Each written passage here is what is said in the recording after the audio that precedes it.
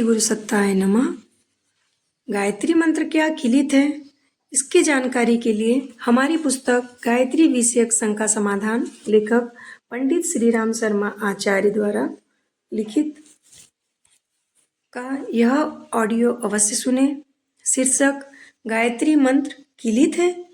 गायत्री उपासना के दो मार्ग हैं, एक देव मार्ग और दूसरा दैत्य मार्ग। एक को वैदिक और दूसरे को तांत्रिक कहते हैं। तंत्र शास्त्र का हर मंत्र किलित है अर्थात प्रतिबंधित है।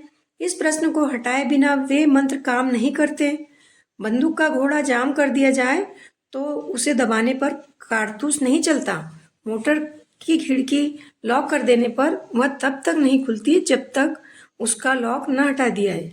तांत्रिक मंत्रों में विघातक शक्ति भी होती है। उसका दुरुपयोग करने पर प्रयोक्ता को तथा अन्यान्यों को हानि उठानी पड़ सकती है। अनधिकारी कुपात्रों व्यक्तियों के हाथ में यदि महत्वपूर्ण क्षमता आ जाए तो वे आग के साथ खेलने वाले बालकों की तरह उसे नाश का निमित्त बना सकते हैं। इस तथ्य को ध्यान में रखते हुए भगवान शंकर ने समस्त तांत्रिक मंत्रों को किलित कर दिया है। उत्कीलन होने पर ही वे अपना प्रभाव दिखा सकते हैं। तांत्रिक सिद्धि साधनाओं में उत्कीलन आवश्यक है। यह कृत्य अनुभवी गुरु द्वारा संपन्न होता है। किसी रोगी को क्या औषधि किस मात्रा में देनी चाहिए, उसका निर्धारण कुशल चिकित्सक रोगी की स्थिति का सूक्ष्म अध्ययन करने के उपरांत ही करते हैं। यही बात मंत्र साधना के संबंध में भी है। किस साधक को किस मंत्र का उपयोग किस कार्य के लिए किस प्रकार करना चाहिए, इसका निर्धारण ही उत्कीलन है। यो प्रत्येक तंत्र विधान का एक उत्कीलन प्रयोग भी है।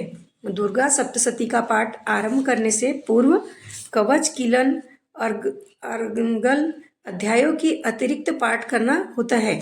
साधना के समय होने वाले आक्रमणों से सुरक्षा के लिए कवच मंत्र सुषुप्त शक्ति को प्रखर करने के लिए कीलक एवं सिद्धि के द्वार पर चढ़ी हुई अर्गला सांकल को खोलने के लिए अर्गल की प्रक्रिया संपन्न की जाती है। दुर्गा सप्तशती पाठ की तरह अन्य तंत्र प्रयोगों में भी अपने अपने ढंग से कवच, कीलक, अर्गल करने होते हैं। इनमें से कीलक का विशेष महत्व है, वही प्रख्यात भी है।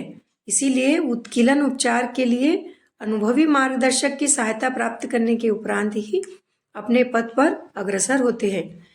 यह तांत्रिक साधनाओं का प्रकरण है। वैदिक पक्ष में इस प्रकार के कड़े प्रतिबंध नहीं है क्योंकि वे सौम्य हैं। इसमें मात्र आत्मबल बढ़ाने और दिव्य क्षमताओं को विकसित करने की ही शक्ति है। अनिष्ट करने के लिए उनका प्रयोग नहीं होता। इसीलिए दुरुपयोग का अंश न रहने के कारण सौम्य मंत्रों का कीलन नहीं हुआ है। उनके लिए उत्कीलन की वैसी प्रक्रिया नहीं अपनानी पड़ती जैसे कि तंत्र प्रयोजनों में। फिर भी उपयुक्त शिक्षा एवं चिकित्सा के लिए उपयुक्त निर्धारण एवं समर्थ सहयोग संरक्षण की तो आवश्यकता रहती है। उपयुक्त औषधियाँ उपलब्ध करने पर भी चिकित्सक के अनुभव एवं संरक्षण की उपयोगिता रहती है। रोगी अपनी मर्जी से अपना इलाज करने लगे, विद्यार्थी अपने मन से चाहे जिस क्रम से पढ़ने लगे तो उसकी सफलता वैसी नहीं हो सकती जैसे कि उपयुक्त सहयोग मिलने पर हो सकती है। बिना मार्गदर्शन, बिना सहयोग संरक्षण के एकाकी यात्रा पर चल पड़ने वाले अनुभवहीन यात्री को जो कठिनाई उठानी पड़ती है वे ही स्वेच्छाचारी साधकों के सामने बनी रहती हैं।